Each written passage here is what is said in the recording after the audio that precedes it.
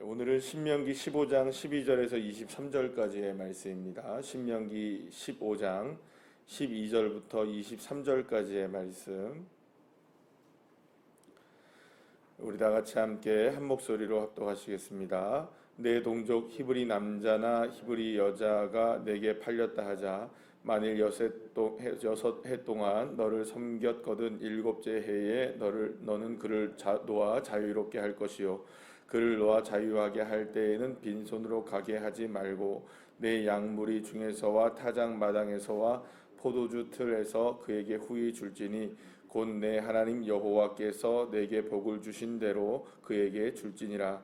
너는 애굽 땅에서 종 되었던 것과 내 하나님 여호와께서 너를 속량하셨음을 기억하라. 그것으로 말미암아 내가 오늘 이같이 내게 명령하노라. 종이 만일 너와 내 집을 사랑함으로 너와 동거하기를 좋게 여겨 내게 향하여 내가 주인을 떠나지 아니하겠노라 하거든 송곳을 가져다가 그의 귀를 문에 대고 뚫으라. 그리하면 그가 영구히 내 종이 되리라. 내 여종에게도 그같이 할지니라. 그가 6해 동안에 품꾼의 싹의 배나 받을 만큼 너를 섬겼은즉 너는 그를 놓아 자유하게 하기를 어렵게 여기지 말라. 그리하면 내 하나님 여호와께서 내 범사에 내게 복을 주시리라. 내 소와 양의 처음 난 수컷은 구별하여 내 하나님 여호와께 드릴 것이니 내 소의 첫 새끼는 부리지 말고 내 양의 첫 새끼는 털을 깎지 말고 너와 내 가족은 매년 여호와께서 택하신 곳 내 하나님 여호와 앞에서 먹을지니라. 그러나 그 짐승이 흠이 있어서 절거나 눈이 멀었거나 무슨 흠이 있으면 내 하나님 여호와께 잡아들이지 못할지니 내 성중에서 먹되 부정한 자나 정한 자가 다 같이 먹기를 노루와 사슴을 먹음같이 할 것이요 오직 피는 먹지 말고 물같이 땅에 쏟을지니라. 아멘. 할렐루야. 오늘은 이제 신명기의 첫 번째 마지막 이제 그 날이 되겠는데요. 이제 오늘까지 이제 신명기서를 보고 이제 8월 달부터는 이제 고린도 전서로 저희들이 말씀을 이제 보게 됩니다. 다음에 이제 계속하여서 신명기 16장부터 또 나갈 것이라고 생각을 합니다. 이제 그 신명기 15장의 오늘의 말씀을 보게 되면 지금까지 계속 논의되었던 계속 말씀이 되었던 부분을 우리가 이어서 그런 맥락에서 우리가 이해할 수 있게 되는데요.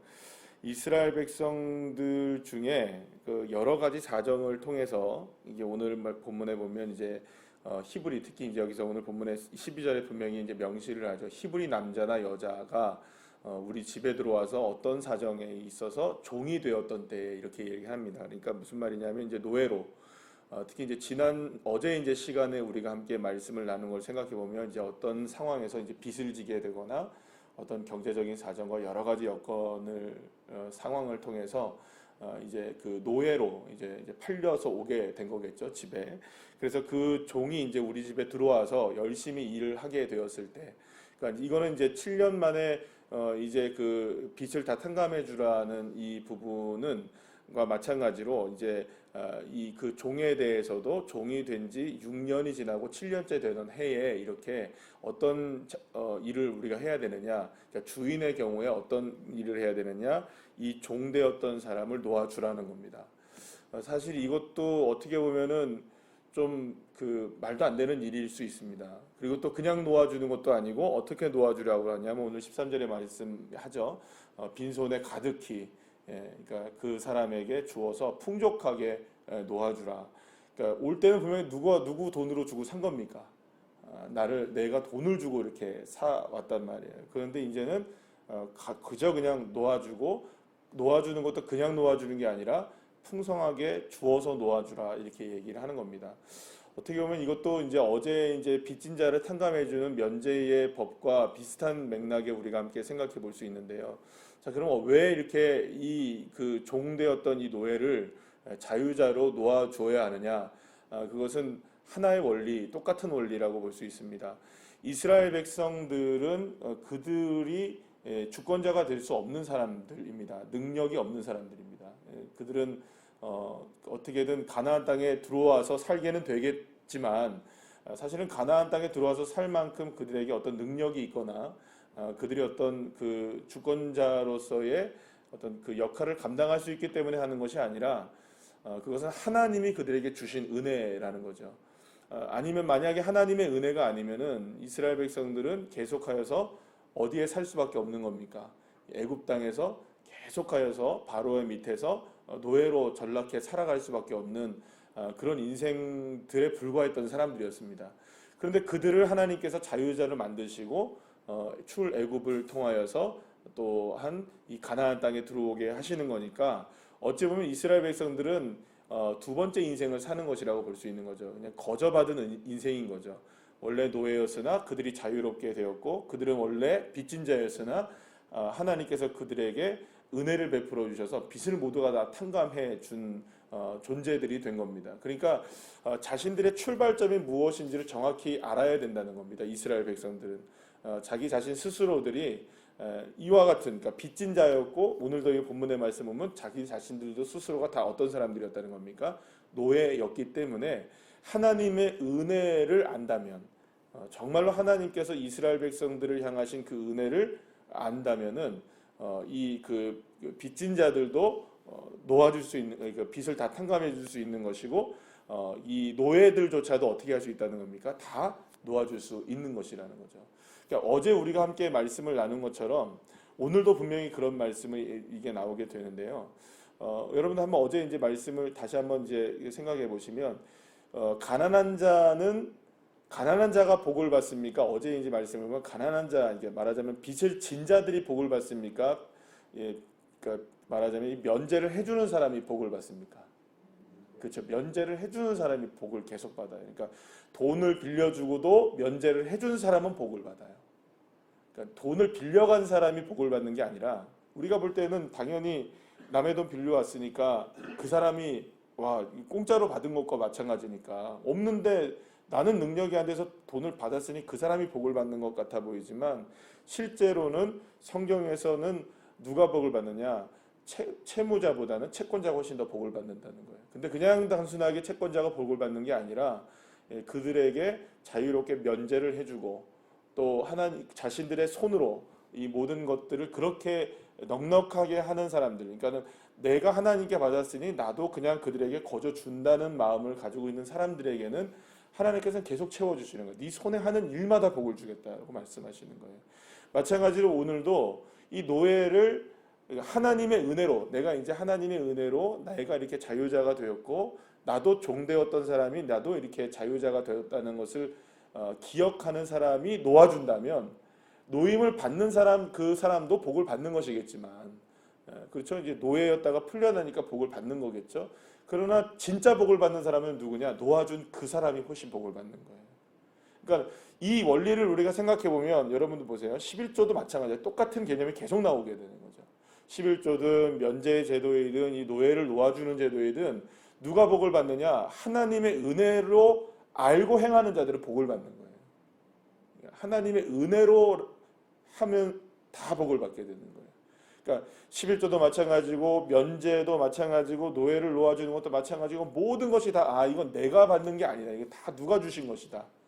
하나님이 주신 거를 나눠주는 것이고, 하나님이 주신 사람을 놓아주는 것이고, 하나님이 주신 물질을 하나님께 드리는 것이고, 이렇게 모두가 다 하나님의 은혜라는 것을 기억하고 하는 행위들에게는 하나님이 네 손에 하는 모든 것들을 복을 주겠다라고 주님께서 이렇게 약속하고 계시는 것이죠. 그러면 저와 여러분의 또 마찬가지게 될 겁니다. 이 시대에 뭐 노예가 없잖아요. 이 시대에 뭐 이런 제도 자체가 없으니까 우리에게는 별로 해당되는 것 같지 않아 보이지만, 이 문제를 통해서 우리가 해야 되는 건 뭐냐? 저와 여러분이 받은 모든 것들이 다 누구의 은혜라는 겁니까? 하나님의 은혜라는 것을 알고 우리의 것들을 다시금 하나님의 주권을 인정하는 것에 흘려보낼 수 있는 믿음이 저와 여러분에게 있어야 된다는 것입니다. 그리고 보면 저와 여러분이 에게 주어진 많은 은혜들이 있습니다. 단순하게 물질적인 은혜뿐만 아니라 우리의 건강도 마찬가지고, 우리가 할 수 있는 모든 어떤 재능도 마찬가지고, 많은 것들이 하나님께서 우리에게 주신 것들이 많이 있습니다. 그 많은 것들을 어떻게 해야 되느냐? 내 것이 아닌 거죠. 다 누가 주신 은혜입니까? 다 다 주님의 주신 은혜인 거죠. 예를 들어서 그 지식도 마찬가지입니다. 주님의 은혜입니다. 내가 공부를 하여서 내가 얻은 지식들도 내가 가지고 있는 지혜로운 것들도 모두가 다 주님이 주신 것이라고 믿는다면 그것조차도 다 주님을 위해서 헌신할 수 있는 우리가 믿음이 우리에게 있어야 된다는 것이죠. 단순하게 물질의 문제를 떠나서 모든 것이 다 하나님의 은혜라는 것을 믿는 믿음이 우리에게 필요한 겁니다. 그럴 때 하나님은 우리의 손으로 하는 모든 일들, 그러니까 우리가 흘려보내는 모든 일들에 하나님은 복을 주실 줄로 믿습니다. 그러니까 저와 여러분이 어떤 믿음을 가져야 되느냐, 채권자의 믿음을, 그러니까 오늘 여기 말씀을 통해서 본다면은 이 원래는 사실 은혜는 누구의 은혜입니까? 채무자의 은혜인 거죠. 우리가 내가 하나님의 빚진 자가 된다는 거죠. 그러니까 채무자, 우리가 하나님에게는 빚진 자라는 은혜, 그것이 우리에게 필요한 겁니다. 그래서 저와 여러분 모두가 다 사실은 여기에서 본다면은 이 그 개념 자체는 뭡니까? 우리는 채권자일 수 없다는 겁니다. 하나님은. 우리 모두가 다 사실은 뭡니까? 다 채무자라는 거예요. 하나님 앞에는 빚진 자라는 거죠. 그러니까 저와 여러분이 뭐 내가 지금 가지고 있고 내가 할 수 있고 내가 능력이 있기 때문에 나는 채권자, 이게 아니라 우리 모두는 하나님 앞에 뭐라는 겁니까? 다 채무자라는 겁니다. 다 빚진 자라는 거예요. 그러니까 저와 여러분이 이 빚진 자의 은혜를 안다면 우리도 마찬가지로 빚진 자를 탕감해 줄 수 있다는 거예요. 그래서 예수님이 이후에 이제 그 비유의 말씀을 통해서 그런 말씀을 하시잖아요. 어떤 사람이 종이 주인에게 어마어마한 빚을 져가지고 그 빚을 다 탕감을 해준 거예요. 그런데 그 빚을 탕감을 해줬는데 자기에게 빚진 종 하나를 데려다가 100데나리온밖에 안 되는 그 빚을 진 사람을 잡아다가 거반 죽일 정도로 때리고 가둬놓고 이런 일들을 본 거예요. 그러니까 내가 빚진 것이 얼마나 큰 빚을 졌는데 그거를 탕감해줬다는 사실을 잊어버렸던 그 종을 다시 임금이 부릅니다. 너는 너를 이렇게 용서해줬는데 어떻게 너한테 빚을 100데나리온밖에 안 진 사람을 너는 어떻게 그렇게 할 수 있느냐. 그러니까 빚진 자의 은혜를 안다면 나도 빚진 자를 탕감해 줄 수 있어야 되는데 빚진 자의 은혜를 모르기 때문에 무슨 문제가 생기느냐? 그것은 다 내 것이라고 생각할 수밖에 없는 거죠. 그런데 오늘 본문의 말씀에 보면 한 가지 특이한 점이 나옵니다. 7년째 되던 해에 종이 이제 자유를 얻게 되어 이제부터 이렇게 되는 거죠. 그러니까 오늘이 마지막 날이에요. 오늘이 마지막 날이어서 내일 이제부터는 자유자가 되는 거예요. 이 종이. 그런데 이 종이 이제 주인이 이제 너무 이제 잘 해줬고 또 여러 가지를 생각을 하는 겁니다. 밤새도록 생각을 하는 거예요. 내일부터 내가 이제 자유자가 돼서 이 집을 나가야 되는 거예요. 종이. 그런데 밤새도록 생각을 해봐도 내가 가장 행복한 거는 무엇일까? 내가 자유를 얻어서 내 스스로가 그냥 사는 것이 정말 좋은 일일까라고 이 종이 곰곰이 하룻밤 밤새도록 생각을 해봤는데 그런 것 같지 않은 거예요. 나의 행복은 그동안 6년 동안 살아봤더니 내가 종으로서 살지만 종으로서 누구를 섬기는 겁니까? 주인을 섬기면서 사는 것이 기쁨이라는 걸 자기가 안 거예요. 그렇게 되면 스스로가 뭘 하자는 겁니까? 스스로가 나는 자유자가 되지 않고 주인의 종이 되겠습니다. 그러니까 자유롭게 놓아주는 7년째가 되었지만 스스로가 뭘 하는 겁니까? 나는 당신의 종이로 사는 게 훨씬 기쁩니다. 내가 자유를 얻는 것보다 더 큰 기쁨은 당신과 함께 사는 일입니다. 난 당신에게 영원히 종속되어서 당신의 종으로 내 평생을 살아도 나는 후회가 없습니다. 내 자유까지도 당신을 위해서라면 내가 쓰는 것이 내가 아깝지가 않습니다라고 그렇게 고백되어지고 이렇게 그것이 은혜라고 안다면 주인에게 얘기를 하라는 겁니다. 그러면 그 주인이 그를 받아주는 거예요. 그러면서 어떻게 하느냐? 이 귀에다가 이렇게 송곳을 뚫어가지고 여기다 이제 귀걸이를 달게 되는 거죠. 그래서 사실은 이 귀걸이를 한다는 의미가 어떤 의미가 있냐면 이제 노예가 된다는 의미입니다. 그래서 오늘부터 귀걸이 안 하셔도 뭐 되고 안 해도 되고 그거는 이제 뭐 알아서 하시면 되고요. 이제 문제는 뭐냐면 이제 이렇게 이제 송곳을 뚫게 되었을 때에 이제부터는 이 사람은 누가 되는 겁니까? 그 주인의 영원히 뭐가 되는 겁니까? 종이 되는 거예요. 자, 그러면 왜 이런 제도를 여기다 이렇게 만들어 놨을까요? 그러면 왜 이 종을 한번 생각해 보시죠. 종은 종으로 사는 게 낫습니까? 자유자로 사는 게 낫습니까? 종은 자유자로 사는 게 훨씬 낫죠. 이건 뭐 비교할 수 없는 일이잖아요. 내 마음대로 살 수 있으니까. 어쨌든 제약이 될 거 아니에요. 이게 종으로 산다는 말 자체는 내 마음대로 살 수는 없을 거 아니에요. 그런데 이 종이 생각해보니 자기네 자신이 지난 6년 동안 산 것을 생각해보니 그 지난 6년 동안도 비교를 해보고 내가 6년 동안 살아보니까 이 주인에게 내가 살아가는 것만큼 행복한 일이 없다라는 것을 알게 됐다는 거예요. 자, 그러면 이거는 도대체 왜 이런 제도를 주님께서 말씀해 주셨느냐? 이게 바로 저와 여러분의 빚진 자의 은혜를 안다면 우리 스스로가 누구의 종이 되는 것을 기쁨으로 여기는 겁니까? 하나님의 종이 되는 것을 기쁨으로 여기면서 사는 것이죠. 사랑하는 여러분, 저와 여러분이 자유자이긴 합니다. 그죠? 우리 모두에겐 자유가 있습니다. 그러나 우리가 하나님을 믿는다는 것은 이와 같은 믿음인 겁니다. 우리 스스로가 살아가는 인생보다 하나님 안에 살아가는 것이 비교할 수 없는 은혜라고 믿는다면, 그리고 그 하나님을 나의 아버지라고 믿고 살아간다면 우린 스스로가 무엇이 되는 겁니까? 귀를 뚫는 종과 같이 영원히 누구에게 예속되어도, 하나님께 예속되어도 구속되어도 그것이 기쁜 겁니다. 그래서 오늘 우리 찬송가 260장 찬송했죠. 찬송하세 찬송하세 주님 나를 구원하셨네, 구속하셨네. 내가 주님에게 구속되어도, 여러분 구속이라는 말이 기독교에는 좋은 말입니다. 그죠? 근데 여러분 평소에 우리가 쓰는 말에서 구속됐다 그러면 여러분 큰일 날 얘기입니다. 그죠? 안 그렇습니까? 근데 우리가 구속됐는데 왜 좋아하고 기뻐하고 찬송을 부르느냐? 우리를 구속하신 분이 누구시기에? 비교할 수 없는 분이시기에. 그 어떠한 내 자유를 누리게 한다 할지라도 그 자유보다 훨씬 더 놀라운 은혜를 베푸시는 분이 누구시냐? 나를 구속하신 하나님의 은혜라는 걸 알면 우리 스스로가 그 구속되어짐에 감사할 수 있게 되는 것이죠. 그러면 우리가 그 앞전에 말씀하셨던 모든 것이 다 하나님의 은혜라는 것이 가능해지는 겁니다. 다 주님의 은혜가 되는 겁니다. 그 안에 있기 때문에 은혜가 되는 겁니다. 그래서 여러분, 저와 여러분에게 가장 큰 놀라운 은혜가 뭐냐? 여러분, 돈 많은 것도 은혜일 수 있습니다. 건강한 것도 은혜일 수 있습니다. 많은 것을 할 수 있는 능력이 있는 것도 은혜일 수 있고요. 권력이 높은 것도 은혜일 수도 있고요. 우리가 모든 것이 우리에게 있는 것들이 다 은혜일 수 있어요. 그러나 그것과는 비교할 수 없는 한 가지 은혜가 뭘까요? 한 가지 은혜.